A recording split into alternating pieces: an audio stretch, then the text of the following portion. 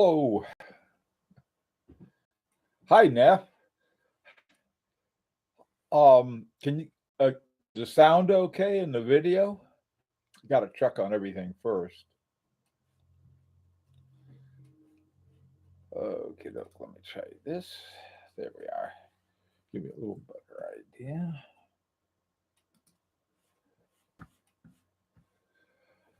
Hey, Pepsi.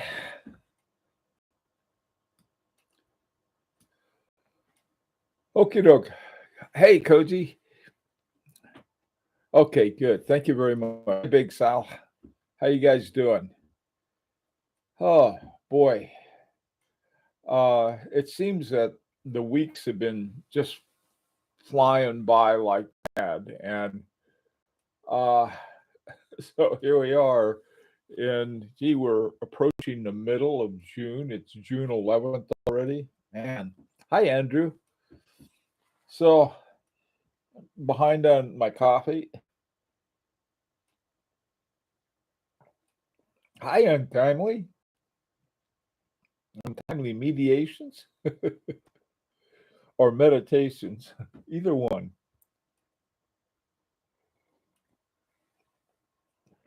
Man, I tell you, I got going this morning. Was running late. Hey, Neff, I got that. I tell you, if you go to where is it? Let me see. Um, Quebec.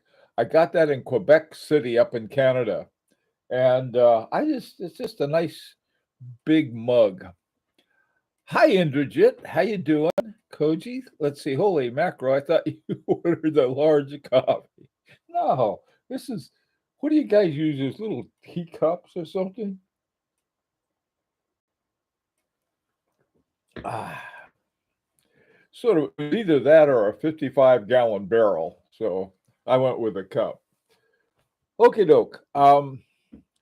You guys are looking bright-eyed and bushy-tailed today. Let me ask. Uh, never had a second cup of coffee at home. Ah, yeah. Well, I tell you, once you retire, you can have as many as you want. All right.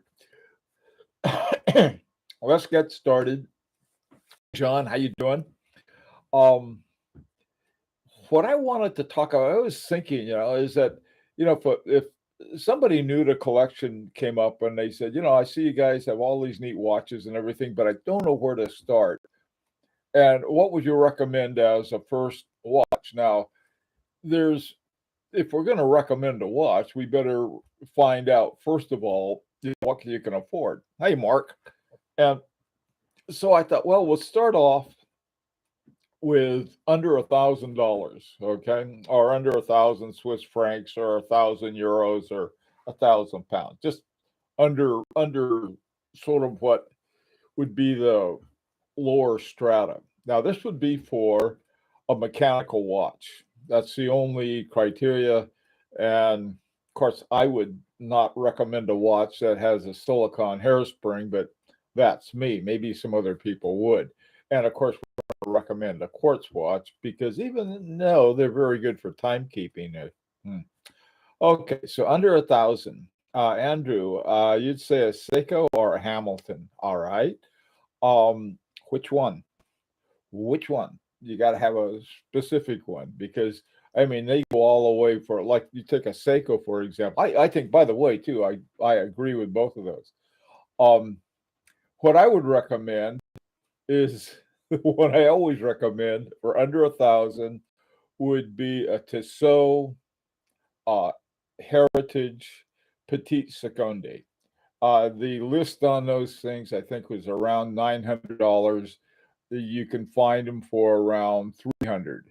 So that would be my recommendation. Okay, so let's see some other things you got under 1,000. Hard to beat Tissot PRX. Okay, Cody. I recommend he runs away screaming, but not uh, but if not a Seiko. Yeah, that would yeah, that would probably be have his wife hide his money.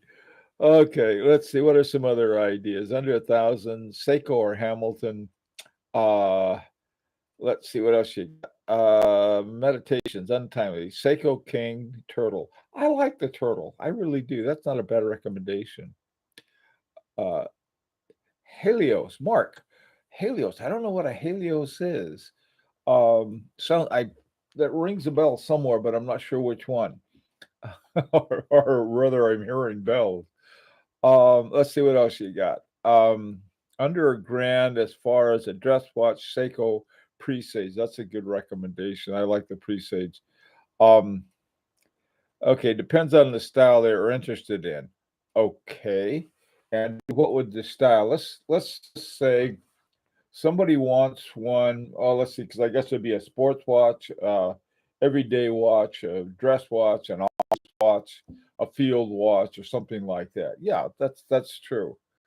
Um, a good EA 6498 24 28 24 or a 7750.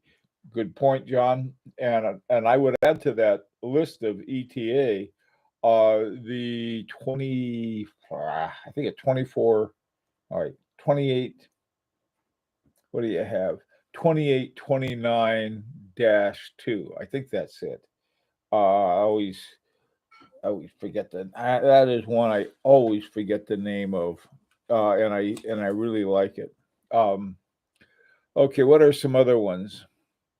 Um, Rancher. I was going to say that. All right. Hey, John. John Gentle. I like the Hamilton khaki. Yeah, I like that one too. That's a neat one. I like the khaki. A Tudor. Can you find a Tudor for under 1,000 still? Now, maybe, that's another thing too. I think it's a good idea. Say, hey, I would recommend something on the pre-owned market or, because I would recommend heading straight for your secondary market, go to 47th Street, something like that. Check out, no, seriously, I'd check out Joma Shop and a lot of these other places, the Watch Outlet, the Luxury Well, some of these other places where you can find some good discounts. Right now, man, I tell you, things are sort of crazy. The people are saying, well, they're cooling off price wise. They may be, but there's certain ones. I was looking at some stats they had, and I think there were certain ones that were starting to go back down, but other ones that didn't seem to be going anywhere. Hey, Rohit, how you doing? Um, 24.92, John. Yeah, I think that's probably what it is. I think it's 24.92 dash A2. Um, I found out sometimes I find out during my watches that somehow they didn't exactly say. Okay, let's see what else you got. Hey, Javi, how you doing? Gilberto? Okay. See, what are some other ones that you might have? And again, for recommendations, somebody starting off, tell, besides telling her run for your life, what might be another one for under 1,000? That would be for a good starting point. Oh, I know another one, a really good one is an Alpina. This is a one that used to be with what was that one? There were two of them together. There were a couple Dutch watchmakers who lived in Switzerland. Oh, what is Frederick Constant? Frederick Constant and Alpina. And the Alpina was, I guess, bought by them or something. And now they're both owned by Citizen Watches. But that Alpina is a nice one, under $1,000. Um, June Hans. Yes, yes, yes. That's a great one. Frederick Constant. Yeah, that was one I was trying to think of, Gilberto. I tell you the way I remember, a lot of owners of Frederick Constant call them Freddies, and if I remember Freddies, I don't remember Frederick Constant, as opposed to Frederick Piguet or somebody else. I probably before I lose too many marbles. Um, Okay, all right. So those would be recommendations under 1,000. How about under 5,000? What would you recommend saying? Getting started, somebody's got 5,000 bucks. They decide they want to get into some better watches. So what would you suggest? Um,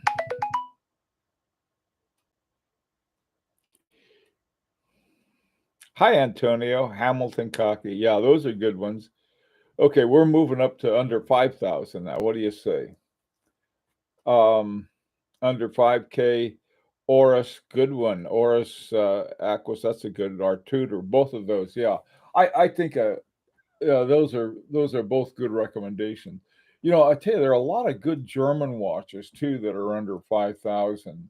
Um, this is another thing too. I think something like um, Glashütte original. I think they have, was it called, the 66, those, and I think you can find those on the secondary market, and certainly for pre-owned for under five. Um, you used to be able to find all of these great Parmigiani either on the secondary market or pre-owned under 5,000. If you can find a Parmigiani under 5,000, that's not beaten up, I would definitely recommend one of those. I mean, to a beginner. What else you got here?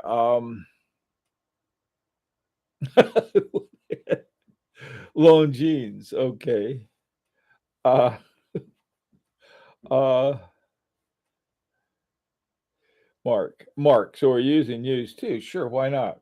Um, Remember, you're talking to a newbie. But first watch I got when I was serious about watch collection was a Patek Philippe, and believe me, it was pre-owned. It was, but it was in great shape. And I had that thing for years until I realized that I wasn't wearing it anymore because it was relatively small, and I had all of these other great watches. So I thought, well, I'm gonna sell this one and move along. Okay. Um, there are some excellent Grand Seiko models under five. Yeah, Grand Seiko would be another one. What else? Dornbooth. Yeah, Dornbooth is a great one. JLC's under five. Tons of nice used GLCs. Great recommendation. The thing about, this is why I still think that a low resale value, okay, not resale value, but resale price. A low resale price, collector's best friend. People ask, yeah, what if I buy it, will it lose? Will it drop in value? Well, it does drop in value, but does it drop in price like they're worried about that? And the answer is yes, it does. So that's when to get it, when it's dropped in price, not when not when it's high. Some people act like, oh, I never thought of that. Some people worry about things that most people never use. What about a warranty? I need a warranty. Uh, like, I need a walker. It's what I need. Okay, what else you got here? Hey, Rohit, a classic reverso can be got for around five. Yeah, reverso is a great one. Great example. Another one too are some of the what do they call the master control? I think it's Jaeger-LeCoultre. Jaeger-LeCoultre. You can find, one thing I know some people really like vintage. If you like vintage kinds of really good watches for under 5,000, but then you're going back a bit. But if you like to do that, above above a XL Kalpa on a bracelet for under 5,000. Uh, but it not, yeah, I agree. Yeah, it's like I've got my Kalpa. I got a great deal on my Kalpa way back when, and the thing of it was, after having it for a couple years, it broke. The stem broke, and so I sent it in for service, and it cost me about $1,000. It's like having a brand new watch. I've got no problem spending a lot of service money on good service, and especially an overhaul when you send it in for an overhaul. I ended up like having a brand new watch for, pennies on the dollar for what I ended up paying for it. But I think that's important to understand. People understand it and like they worry about the wrong things sometimes. And so for a beginner, take them to 47th Street. It's so real. Okay, now get a lot of $1 bills. I'm going to take you down to 47th Street in New York, and we're gonna see some real things that I remember. Federico told me, "Don't go to 47th Street." That's fine. Good buys. I mean, it's sort of like, it's sort of like, no, you must go to your AD, and they have, you know, pay everything they want to, and if it's popular, pay a premium. Ah, I was, go ahead and do that, and by the way, lend me $10,000 and I'll pay you back tomorrow. Ah, okay, I wouldn't recommend vintage for a first timer. I wouldn't. Well, yeah, that's another thing. Let's put a caveat on it. No vintage for now. All right, I agree with you, Koji. You can. My problem with the vintage isn't the vintage; it's more they're usually too small for me. I like I like watches starting around 38. Uh, Minimum would be 36, but a lot of vintages are pretty small. I've seen some great buys, and I got all excited. Then I find out that this one I found the other day, I was really surprised. Wow, what a great buy! And it's 25 millimeters. Okay, what else? What else you got? Omega. Yeah, an old Omega. I agree, Andrew. That's a good one. Um, Citizen 800 series is pretty good for about 2K. That does sound good. World Timer is nice. Which one, Mark? Um, hey, timely meditations. Let's see, under five. Tudor Black Bay. That would be a good one. Hamilton American Classic, Intramatic, Longines Heritage, IWC, Secondary Market, Omega Seamaster. I really like the Omega Seamaster. I really do. Hey, Tuna, how you doing? Um, okay. Hi, Alexander. Good morning. Okay, let's see. On a budget, probably something from Longines. We're talking. Yeah, I think we're all on a budget. Just what it is. Some of us are known to go way over their budget. Okay.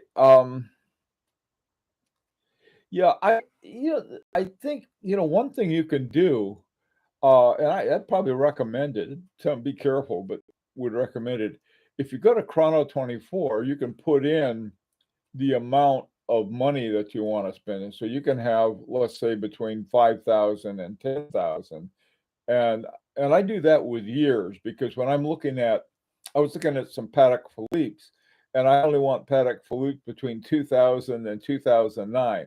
Those are their newest models or their newest productions before they started stuffing silicon hairsprings in them.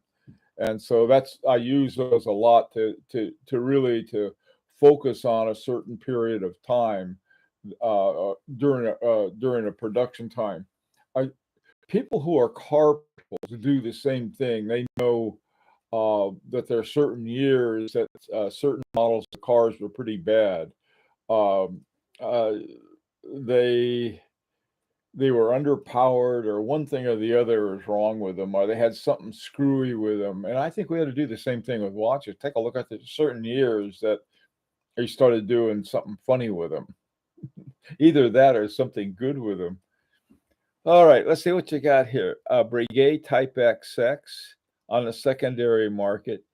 Yeah, yeah, I like Breguet 20s too.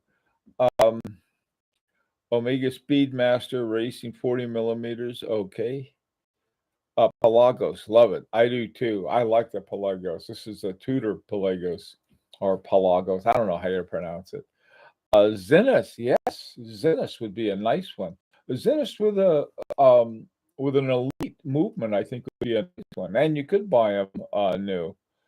Um, you know, the ones I like. What is it? if you find the right one, I don't know how used they are, but the Chanel D12, the black one, with the Kinesi movement in them. Now, they originally were around $7,000, but most guys, wouldn't touch them with a 10-foot pole because they say Chanel, which is a good thing for those of us who know something about movements and aren't afraid of a label like that.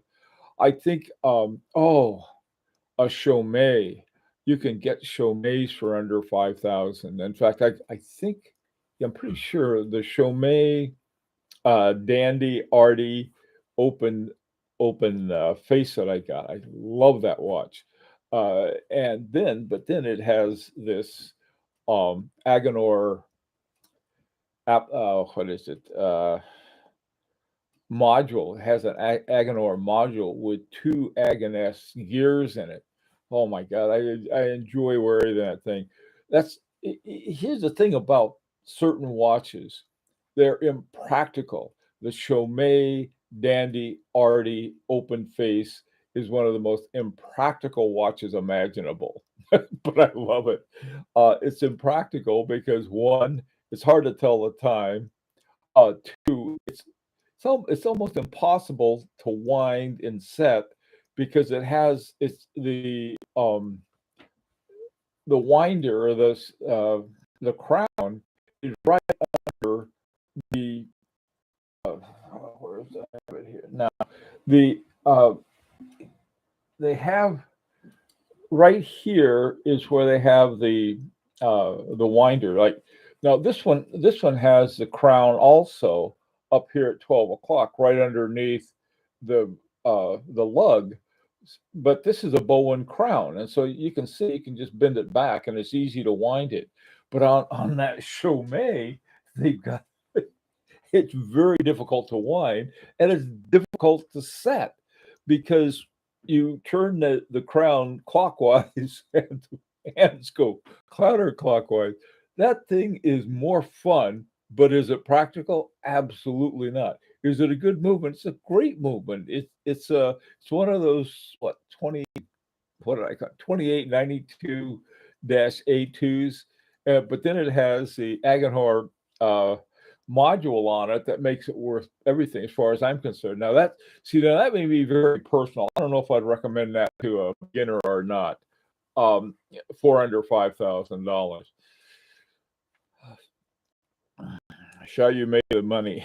Yeah, yeah. Shall you make the money? Show me. That's right. Show me. It's not shall you make. Show me the money. Excellent. Excellent, Rancher. Let's see. Cartier. Yeah, now one Cartier that I think you can get for around under 5,000 would be a tank. I don't know without going vintage, you might be able to find a tank. A lot of the stuff, a lot of the movements they had in those the early 2000s Cartier were they're basically ETA movements. At some point they started putting in good movements. I'm not quite sure when that was though.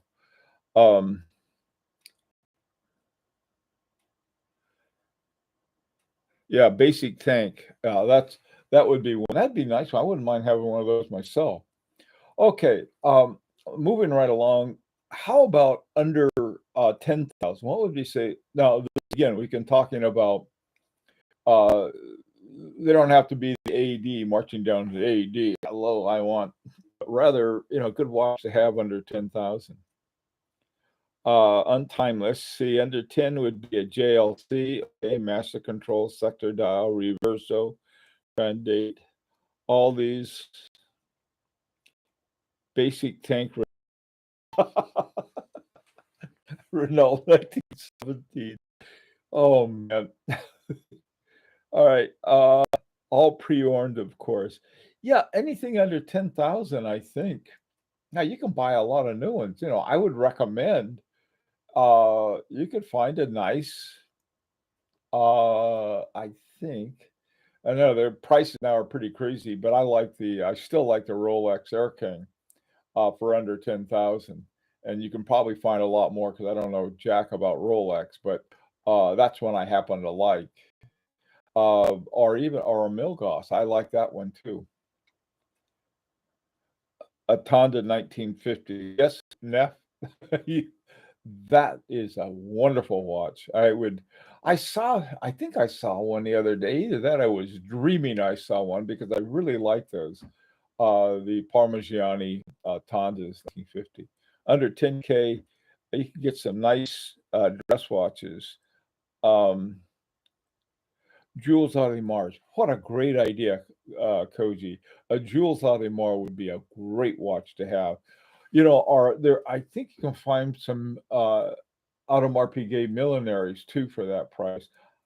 And there, I think you can. There's some right around there, but that's a great idea. Vacheron Constantin, lots of nice models from Les Historiques line. Yes, indeed. Now these would be pre-owned on I think, I'm pretty sure on that they would be. You can buy, might be able to, I don't know, right now you can't get anything new from Vacheron Constantin under that, but pretty close with their 56. They might have some on that. That is a good idea. Harboring Felix. Oh no, you can get those. Yes, I agree. Well under 10,000. They used to be under 5,000. Brand new. When I got mine, it was 4,000 something, and now I think they went up to 5,000. You're one of the best watches anywhere, I think. Um, Not a Rolex. Sorry, what was I thinking? I like I like the air cake. Let's see, steel automatic Copas on eBay. Yeah, not for under five again, but at now price. Can't go wrong with a Cartier Santos new. Okay. What kind of movements do they have in the Santos? Because I know they went through one. By the way, this afternoon, what I want to talk about is watches that you would tell a beginner, stay away from. Don't buy them. You'll be sorry. We'll talk about those this afternoon. But there's more I want to say. Okay, this would be a good one to have. Um, a good German watch. Yeah, there's never mind. I won't mention the irony there. Um, I think you could find a good Glashütte original. One watch I would really, really like to have, but to me they are terribly overpriced, and that's a Merce Grossmann. Great watches, but man, I tell you, they just keep them really high. I don't know. Maybe they're better on the pre-owned market. You don't see a lot of them. Period. Um, has some fantastic price. Okay. Geo Senator. Yeah, that's a good one, Gilberto. I like the Senator. That's another one of those watches that pretty cool. Some other ones too. If you can find them, they sort of got dried up with some of the Roger Dubuis and the Daniel Ross that were made between about 2000 and 2010, right in that area. Those are nice ones. And I think you can find them under 10. You might even find some under 5 still. Yeah, the Glashütte high SS, the 70s or 60s. I think so. I like both of those watches. I I don't know. I do like a lot of watches, certain watches with the uh, something other than a round shape. I got a bunch of them here. Uh, and something like this. I think that would be good. I don't know if I'm not sure whether that would be a good first watch or not, but why not? I mean, we just sort of like, well, you got to have a round watch for your first watch. Not necessarily. Hey, Canadian Watch Monkey, good morning. Pre-owned Brigade Classic. Ooh, I love those. I love classics. They're a well-named watch. They're classic. Uh, Ayulis Nardine Marine. Okay. All right. Hey, Orange Grove. Um, Canadian best under 500 is a Hamilton khaki field. Okay, best divers 1,000. We're sort of we're Canadian Watch Monkey. We're already up to 10,000. uh, Jeez. Okay, doke. Um, what? Oh my goodness. Okay, well, listen, it's frying pan time, as they say, and I got to run now. But I just wanted to kick around something because I think it helps us think about, well, what do we value in watches if we're thinking about that. So this afternoon, what I would like to talk about when we have our 4 o'clock New York time chat is what watches you just say you would recommend against getting for a beginner. Okay, we'll talk about that then. In the meantime, stay safe. Don't buy too many watches, or at least don't get caught. Take care.